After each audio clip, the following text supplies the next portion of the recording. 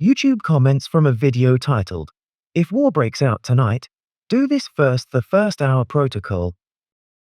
Taru wrote, Why do you keep changing the voice throughout the video? I think it's annoying af. Other channels that use the same voice all the time are much more pleasant to listen to. At Julius Ajiva 7127 wrote, OMG.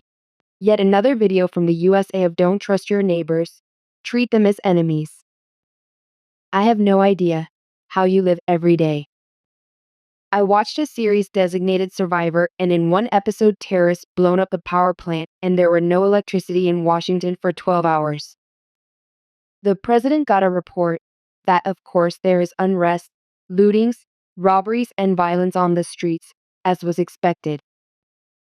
I was shocked. I'm from Ukraine. I know how power outage looks like. I lived through exactly such situation. In our country, no unrest, lootings, robberies, and violence on the streets happens. No, not even when it was first time. So the series, of course, was eyebrow-raising. What do you mean? It's not normal. It's a disastrous collapse of society in peacetime before the war. My relatives lived in and blockaded by enemy town for 1.5 months. Food ran very low. There were problems with running water and electricity. NOONE fought not only for the battery pack on first day, but for food in a month.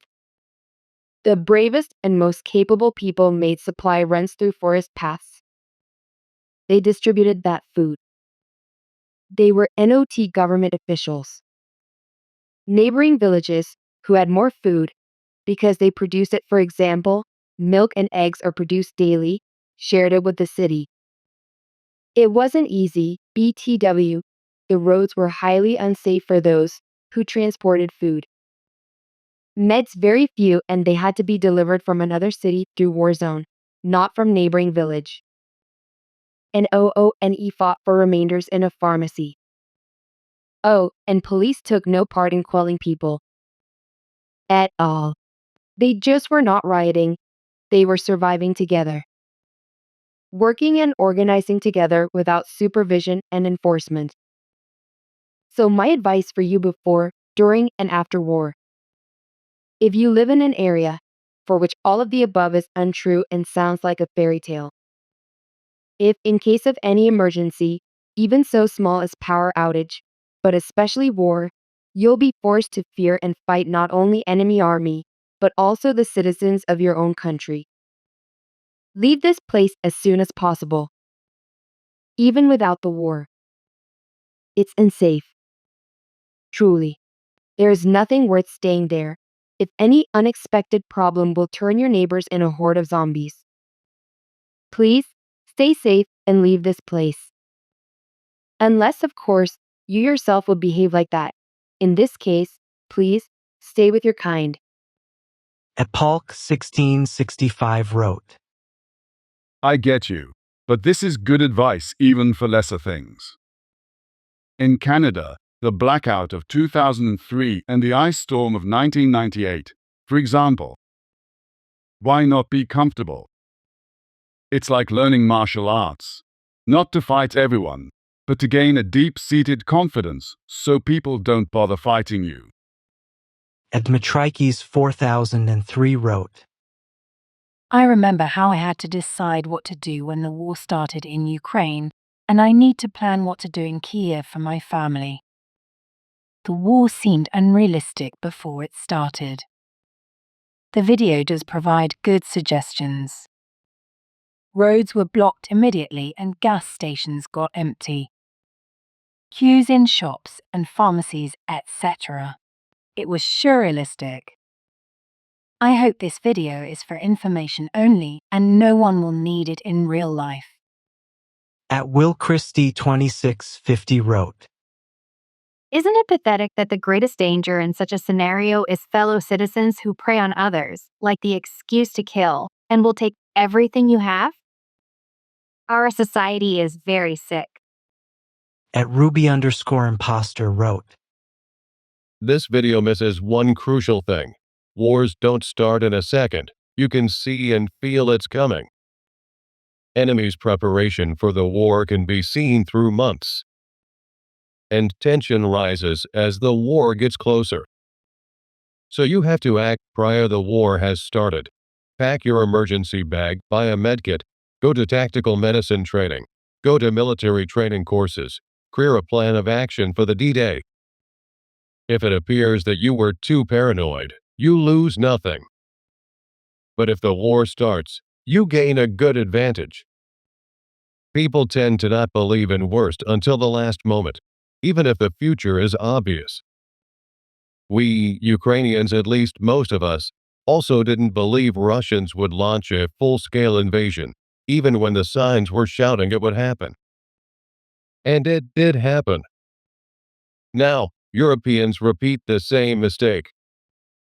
@TooFast0253 wrote. I live in a city of 4 million. Evacuation would be impossible.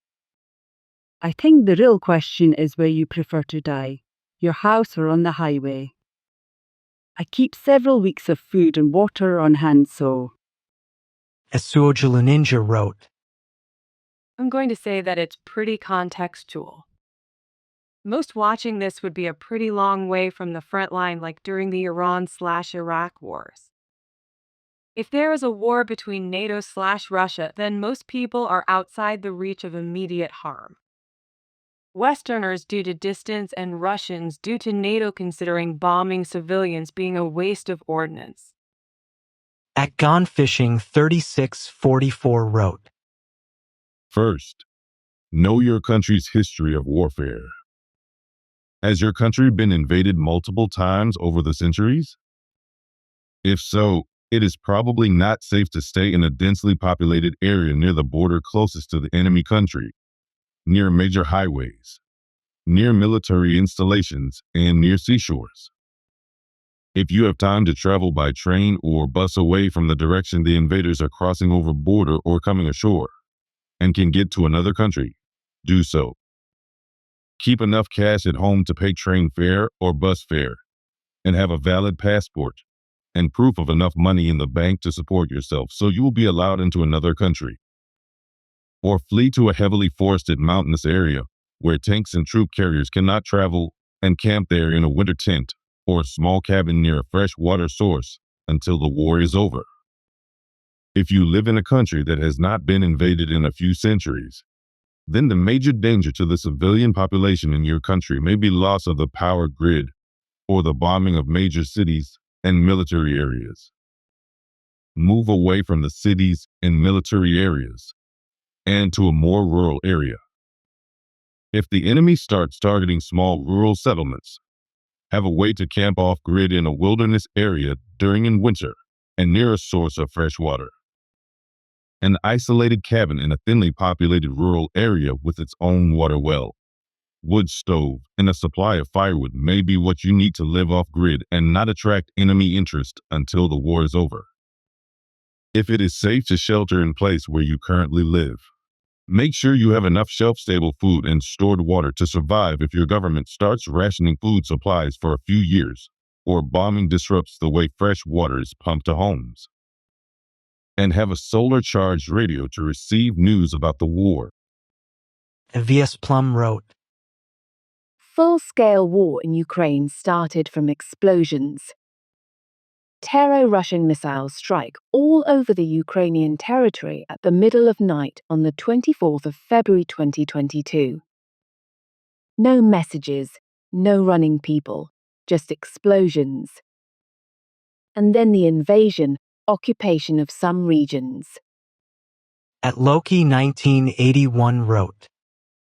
For anyone who has ever watched a zombie movie, moving too quickly without a solid plan and sense of direction will get you killed. It's best to buckle down, think it through, and keep yourself protected until you know what to do and where to go. @Yedeakfer wrote. It doesn't matter how much you try to inform or educate people. The majority will react with the monkey see. Monkey do reflex, which ends up with a bunch of dead monkeys. At that guy 2408 wrote. I was supposed to bring efficiency. That said, AI can tend to be a windbag. Don't get me wrong, watching transfers knowledge, and it's knowledge only I need. At Restaurantin 5769 wrote. Within the first day, I will be at sea. 48 hours later, give or take, I will be where there is hardly any PPL at all but enough fish and game to sustain me until my ending days. Learn how to sail and you will have options others don't have. At Yvonne Clarkson 5500 wrote.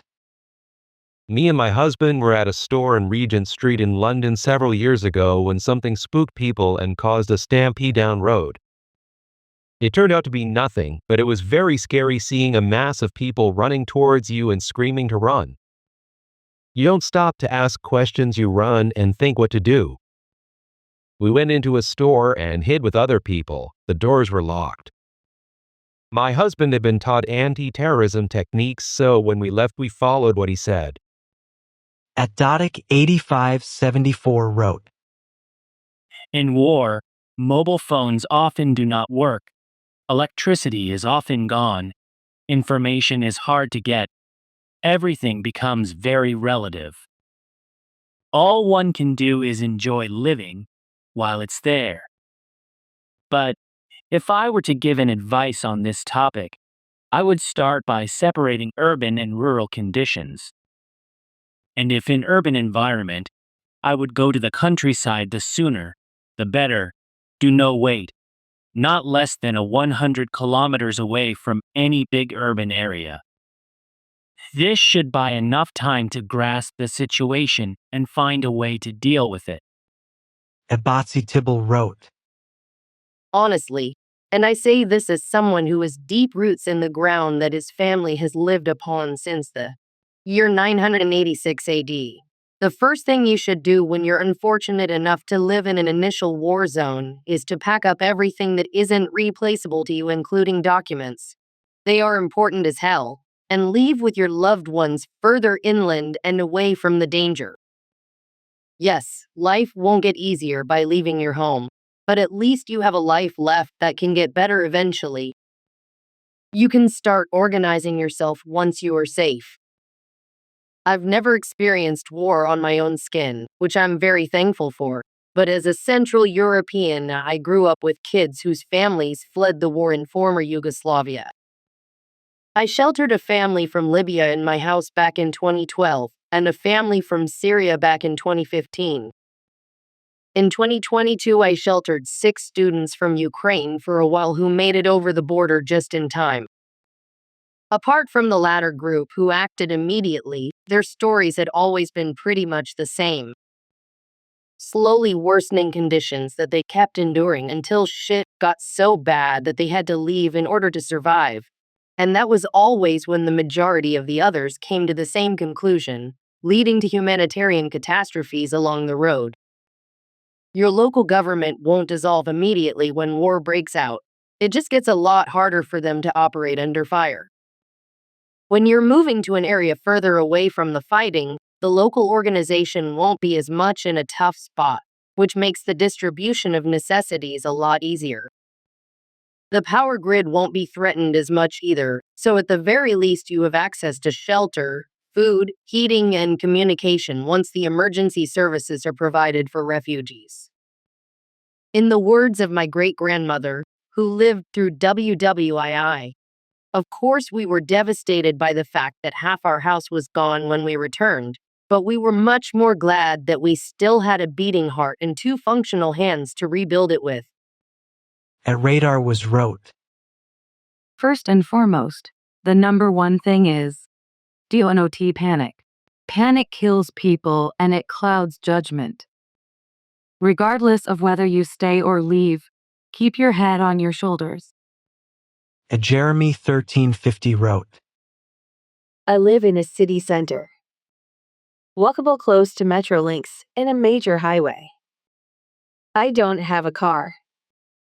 I rely on public transport daily. If you are going to BUGOUT, you need to know where you are going to go, ahead of time, quietly, and how to get there. And when you GET there, what do you do? Where do you find lodging? Public transport only runs on certain hours, and not in the small of the night, and not far out from the island. So there is that. If you don't have personal transport, you need to figure out your BUGOUT options carefully and confidently. If you move south from here, you hit a border crossing.